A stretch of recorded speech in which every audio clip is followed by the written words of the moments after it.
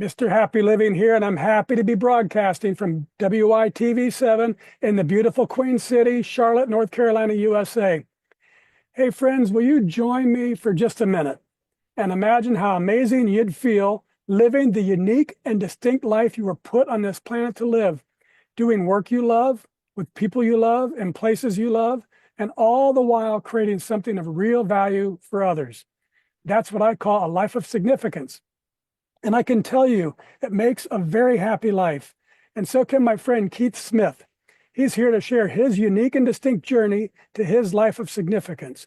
But before we bring him on, I'd like to share a poem that we created to thank him for being our guest star today. It's called Rebuilt in His Name, and it goes like this. Once lost in darkness, caught in the game, a badge, a secret, a life full of shame. But the fall wasn't final. It lit up the way, a path to redemption and a brand new day.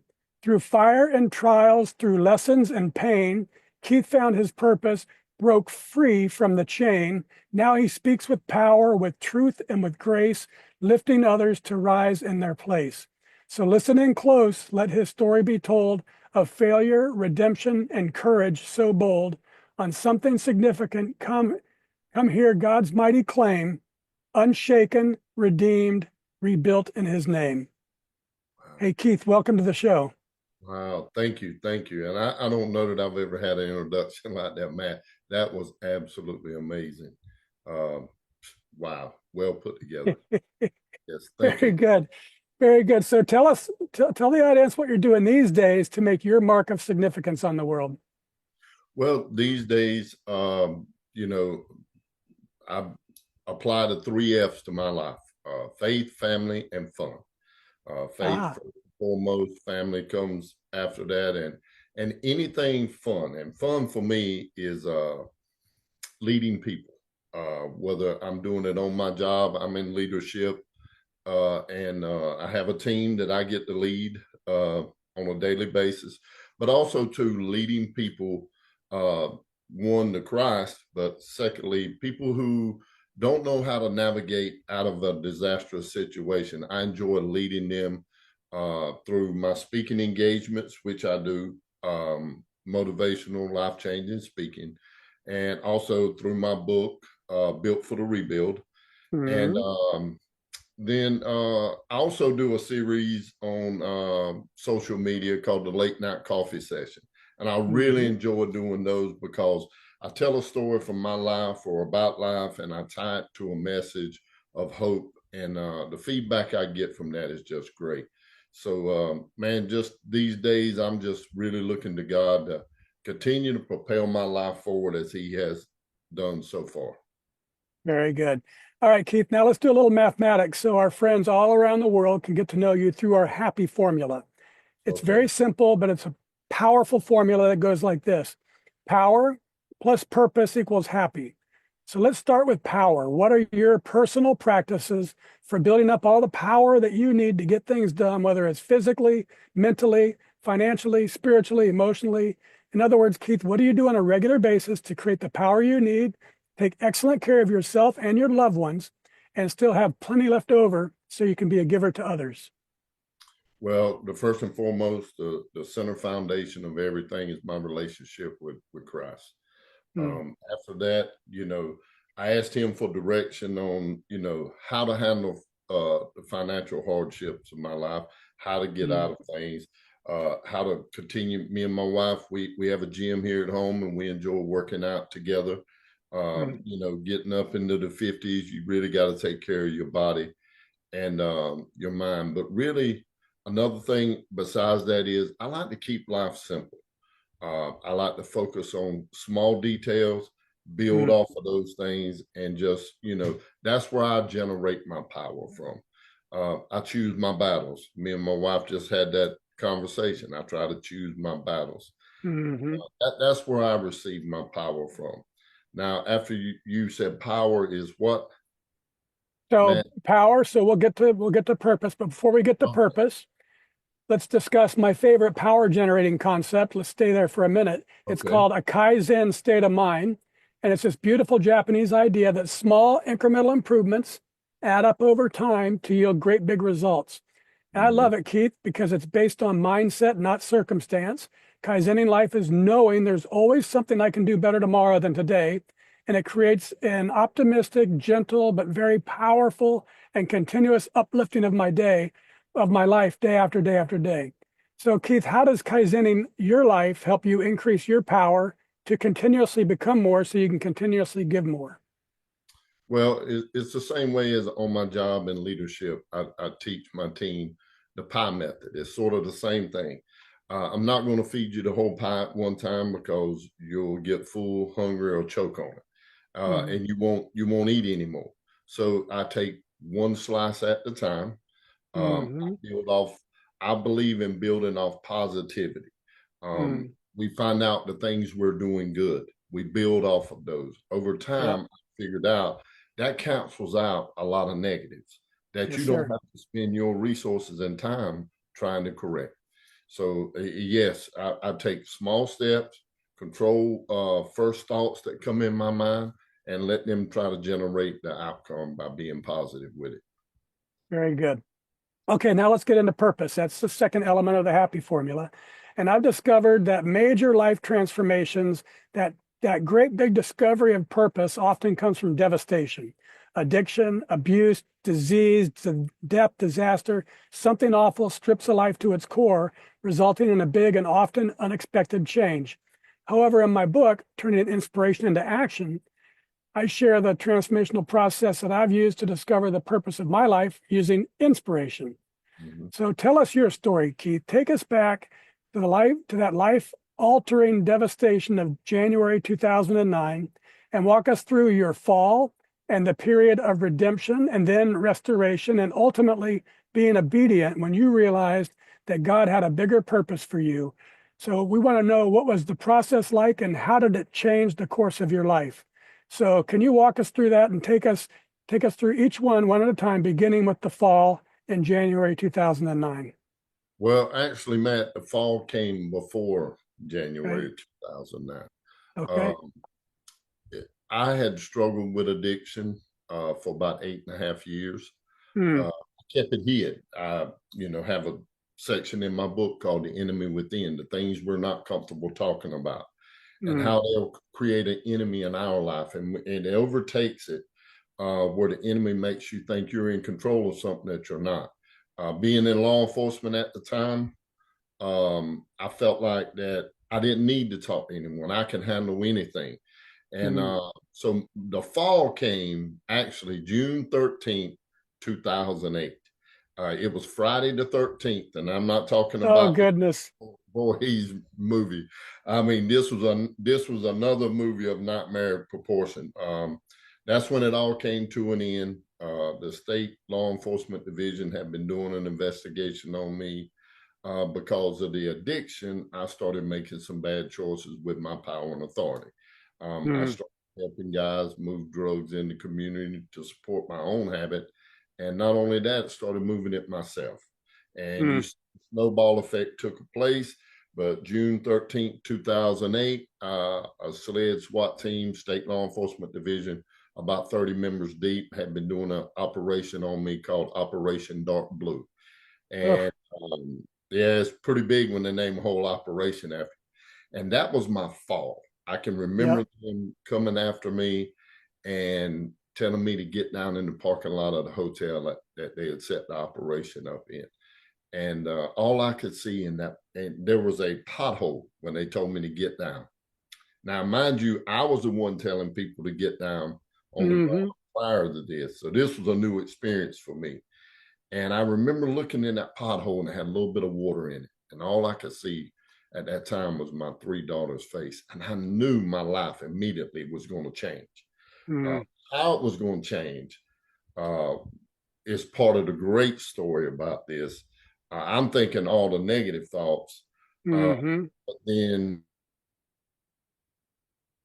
uh, was the first time I seen God show up in this situation. Hmm. That's when they were walking me into the same courtroom that I used to walk into to send people to prison, but this time they were sending me. Hmm. I received a 25-year sentence that day. Oh, Um, 10 years for the drugs, 10 years for a weapon charge, and 5 years for a weapon charge, and 10 years for misconduct in office, because I was an officer, head of investigations, on my way to be the chief of police. That was already in the works for me to move up, and it all came crashing down. But then the judge said, I'm going to give you these 25 years, but I don't think that you need to do the whole 25. You're a good man. You just made some bad choices. You've come in here and you've owned up to them. So they ran my time 10 years concurrent, which means I had to do an 8.5-year sentence out of that 10 years. So that's that. The fall came on June 13th, 2008. And actually looking back now, January 2009, wasn't part of the fall. It was part of the climb forward. Okay, so take us to redemption and restoration. Well, redemption came, I was detoxing. It took me about a year to detox on my own. I didn't have clinical help like most people. It was rough, I'm telling you. But my redemption came April of 2009. I can remember we were in a bad storm. I was in my cell. I was on protective custody at the time, so I was locked down 23 hours out of the day with nothing. Goodness. I hadn't thought about that, because you were in prison with people you put there. Total solitude for the first 2 years like that. So I remember a bad storm came, Matt. It knocked the power out. It was about 100 degrees in that cell. No air, the backup generator didn't come on, and I just remember thinking it can't get any worse than this. And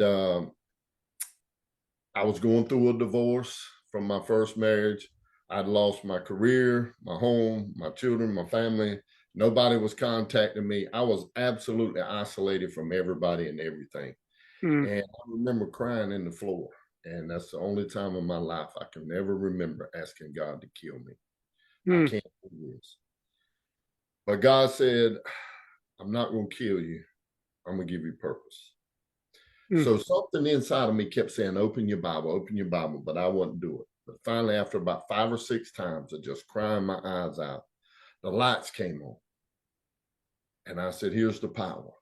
So I got on my bunk, I opened the Bible, put it on the end. Don't know where I opened it to, Matt. I just continued to cry with my face in my hands. Something kept saying, read your Bible, read your Bible.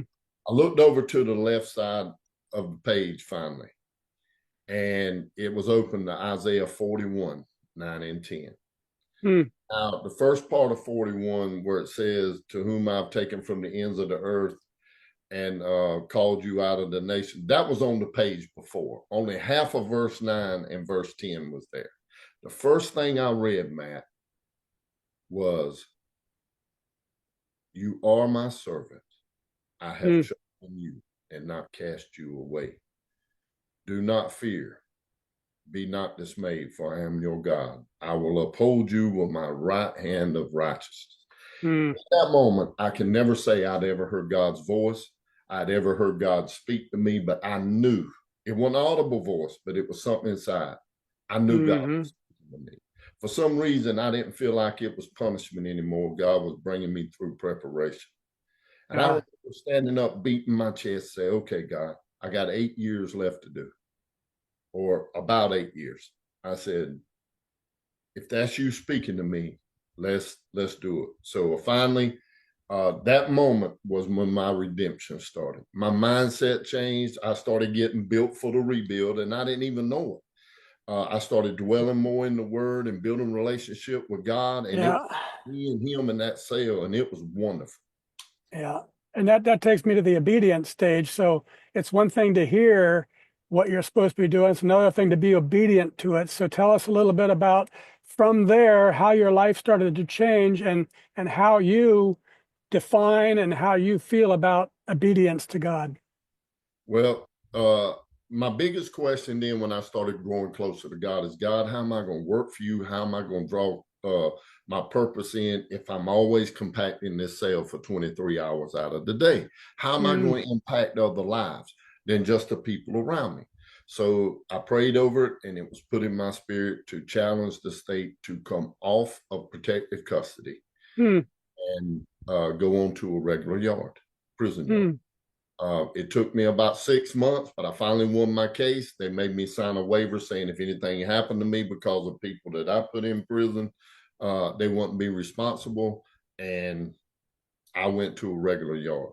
When I finally got that regular yard, man, God started to use me in ways, but not until I got on the Operation Get Smart team. Um, I got Hmm. a whole big story about how I got on this team. It is the most prestigious program that South Carolina Department of Corrections has. And I made it onto that team and got to travel out of the prisons on a daily basis, Wow. share my story Wow. all across this state to over 350,000 people. Wow. That's great.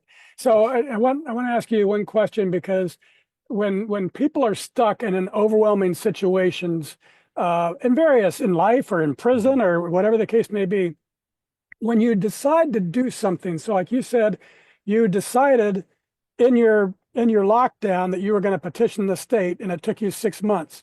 But as soon as you made that decision, didn't your life start to pick up? That was purposeful. So now every day during those 6 months, I'm sure you wanted to go faster, but you had already changed because you were on a mission. Well, it's kind of like I already knew God was in the mix and I was coming off. So I Mm. didn't worry about the time frame, Matt. I just worried about building with him and start preparing things for my tool belt for when I went out of there onto a regular prison yard. I didn't know I was going to be on the Operation Get Smart team, but I did know already that God was going to use me to impact the men around me. And I don't have time to tell you all the stories Yeah. Yeah. of Yeah. how God did that. It's amazing.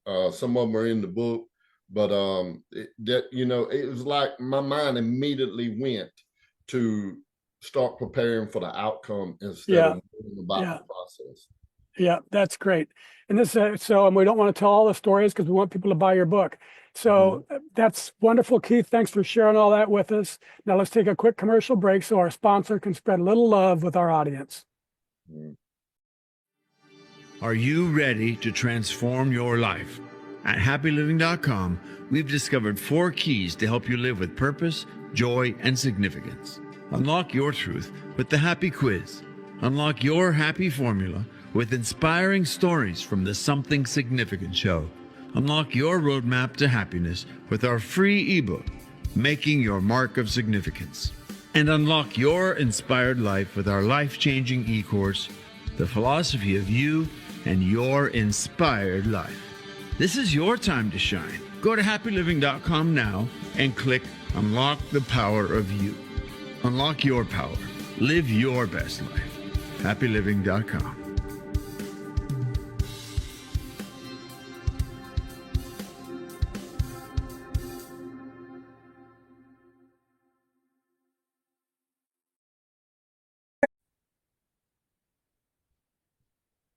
And we're back, and this is the Something Significant Show, and I'm your host, Matt Gersper. And my special guest star today is Keith Smith. He's a dynamic speaker, author, and co-founder of In the Gap Motivational LLC, where he empowers others to rebuild their lives with faith and resilience. A former police officer whose addiction, corruption, incarceration, and redemption shaped his journey, Keith now shares his powerful testimony to inspire change.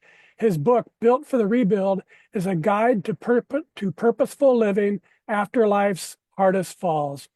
Keith, I love what you're doing, and I think you're going to love this article that I found called The Science Behind the Power of Giving. It says that the act of giving itself can be a gateway to discovering your reason for being on the planet. The science tells us that giving our time and talents and treasures is a powerful pathway to discovering purpose and overcoming difficulties and finding fulfillment and meaning in life. So I updated our formula. Power plus purpose plus giving equals really happy.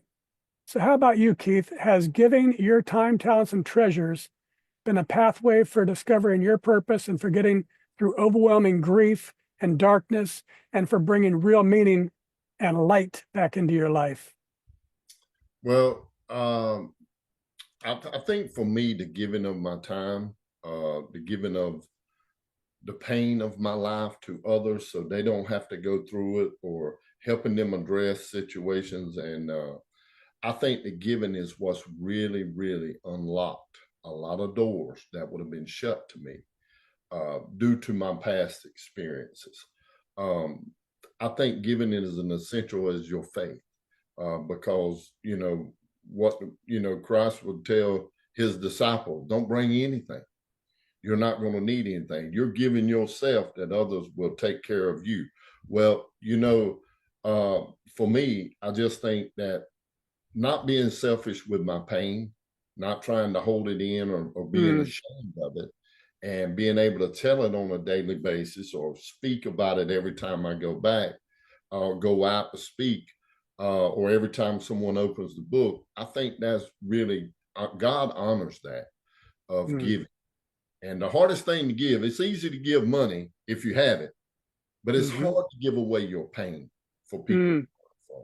I think it's the hardest part. Yeah, that's really, I think that's the first time we got that answer about giving away pain. That's very good. And the science agrees with it. It says that giving to others brings real meaning to our lives.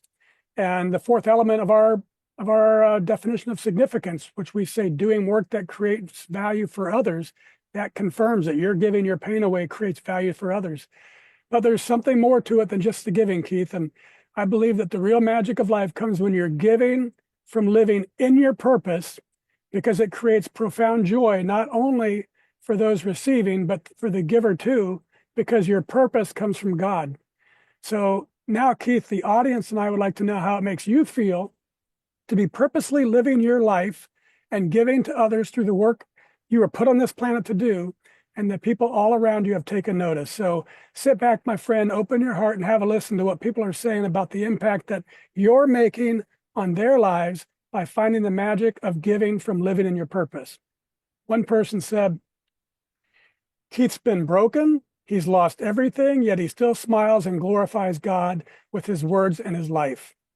Another said, his story is a great testimony to what happens when you truly turn yourself over to God. And another said, he's always been a great guy, but with God on his side, he's simply amazing. And one more, Keith Smith is the most influential speakers I've ever had the opportunity to witness. Others said his testimony has the power to alter the course of many lives. He uses personal experiences to lead others to find their purpose. He makes the impossible seem possible. He makes you think and reflect.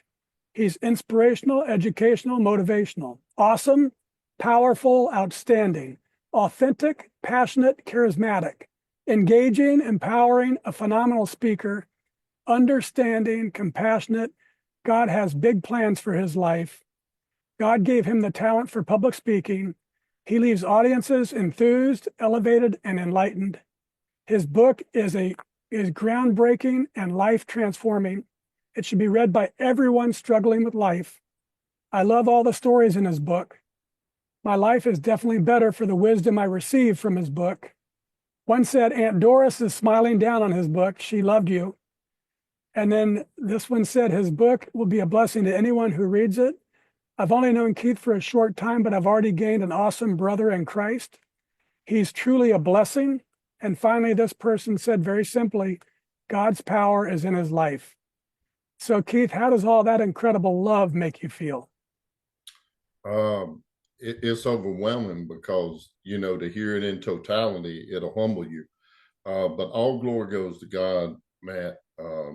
I'm just humbled and grateful that I'm a vessel for him to use, and that everything they're saying about me goes to him, because without him, there wouldn't be any good in my life. There would be no redemption at all. Yeah. So, wow, that's just simply amazing. Yep. And that's it, folks. That's what this show is all about. We're here to encourage you, our listeners, to find that purpose and that magic in your lives. It's available for each of us. That's what I believe. And it comes from this great big happy circle. Giving your time, talents, and treasures is a powerful pathway for discovering your purpose. And giving from living in your purpose brings profound joy to your life and to the lives of those around you. So it seems that giving leads to purpose, and giving from purpose leads to joy. So Keith, to capture the entire exponential power of our happy formula. I'm going to tweak it just a little bit more. Power times purpose times giving equals happy to the third power. And that's really, truly, deeply happy. Does that sound about right to you, Keith? That sounds exactly right. Love that formula. Very good. All right, let's wrap things up with a lightning round. I love the power of words and the capacity for great quotes to change lives. So I'm going to read a few of my favorites and ask you to tell us what they mean to you and give us the first thing, not the first words. Sometimes people get confused, but the first thoughts that come into your mind, Keith, because we call this a lightning round. Ready? Yes. Here we go. From Psalm 147, verse 3. He heals the brokenhearted and binds up their wounds. When I hear that, it makes the purpose of being broken all the more redeemable. Like there's a purpose in being broken because God is going to draw close to you. Yeah. This is from Viktor Frankl. He said, when we are no longer able to change a situation, we are challenged to change ourselves. The first thing that came to mind is when you can't change a situation, you got to change the outcome by changing your mindset of how you're viewing that situation. I try to find the positive in anything, no matter how bad it is. Yeah. Yeah. And your life has taught you to do that, right? Absolutely. This is from Romans chapter 8, verse 28. And we know that all things work together for good to those who love God, to those who are called according to his purpose. Wow, that's a good one. I'm going to just say that everything that I went through was worth it. Everything, every tear I shed, everything that I lost out of my life had purpose. I didn't see it at the time, but God already had an outcome for it. It's our safety net. Yeah. And what makes me think of that in your story is that when you're called according to his purpose and you're living, you're being obedient, that's when that all happens, right? It's that obedient stage to say, I can't understand it, but I'm yours. Yep. This is from C.S. Lewis. He said, you can't go back and change the beginning, but you can start where you are and change the ending. To me, that's the back against the wall mentality. You can't change anything behind that wall, but any step you move forward is a step in the right direction. Because if we're looking backwards, we're never moving forwards. We can be standing still, and that's okay if we are, but let's stand still and still look forward so we can take that next step. Yep, and then you started that step on that cell floor when you were in isolation and saying, I need to get out of here because I got work to do. One of the greatest moments of my life, but I didn't know it then. I thought my life was ending, but it was just beginning.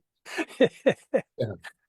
Oh, mercy, that's right. This is from Mother Teresa. She said, it's not how much we give, but how much love we put into giving. I think of the story in the Bible where it was said that the lady that gave the 2 mites, she gave all she had, where others gave out of their abundance. And it just comes down to, it's not about how much we're given of wealth and worth. It's about how much we're given in the totality of ourselves, or we're giving everything that we have for the purpose and the mission of Christ. And you mentioned it earlier in our conversation about it's easy to give money if you have lots of money, because there's no love attached to that. There could be. I mean, if that money is loaded up with love, that's awesome. But if it's just to meet a quota or just to look good or whatever, that's what Mother Teresa's talking about, and that's what you were talking about when you say you're giving your pain, right? That's all you have, and yeah, very good. All right, Keith, this is our show anchor. It's from Goth, and he said, whatever you can do or dream you can do, begin it. Boldness has genius, power, and magic in it. Begin it now. Say it one more time, Matt. Yep, it says, whatever you can do or dream you can do, begin it. Boldness has genius, power, and magic in it. Begin it now. I devoted 3 chapters of my book to dreams, because I think people that comes through a hardship or painful situation, we lose that ability to dream. And once you start dreaming, you can see it. And you got to have the boldness to walk out of the fear into the dream, into that vision. And that was a tough step for me, but God let me know along the way, he's here and we're going to get to it. Awesome. All right, Keith. Well, let's close it out here. Folks, now it's your chance to be a giver too. If you can hear my voice and you were inspired by today's show with Keith Smith, please share a little love with our fabulous broadcast team by giving what you can to WITV7. They're a 501c3 charity on a mission to educate, empower, and encourage. They do good works with your kindness. Keith, I love your courage, not just to face your past, but also to transform from darkness into a testimony of light, inspiring others to rebuild after their fall. And I admire your dedication to helping people live with faith and resilience. Through your speaking and your book, you prove that restoration through redemption is always possible.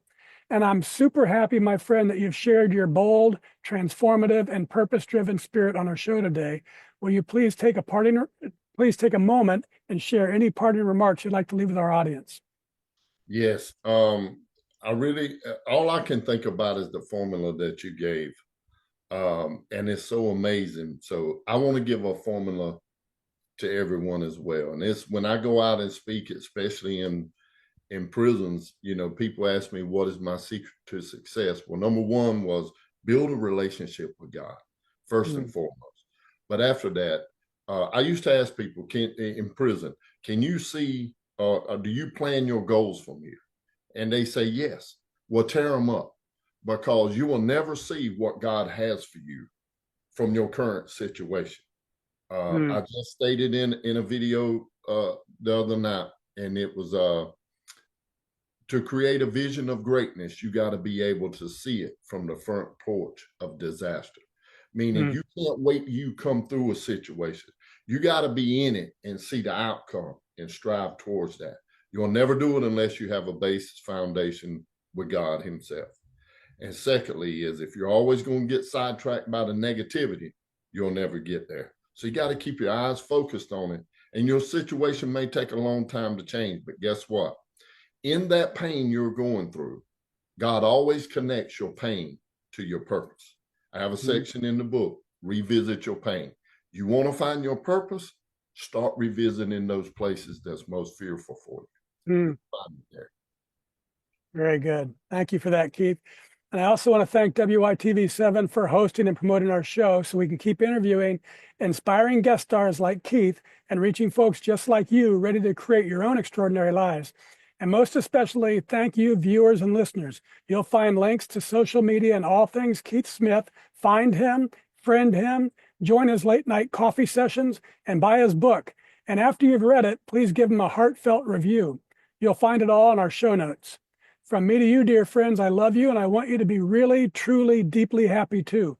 So don't wait. Head on over to happyliving.com right now and click Unlock Here to start discovering the life you were meant to live, a life filled with purpose, joy, and true significance. And as you unlock your truth and your formula and the roadmap to your inspired life, take a moment to think about what we can do together, you and me, to improve the happy of your world one person at a time. Until next time, I'm Matt Gersper. You are awesome, and this is the Something Significant Show. And we're out.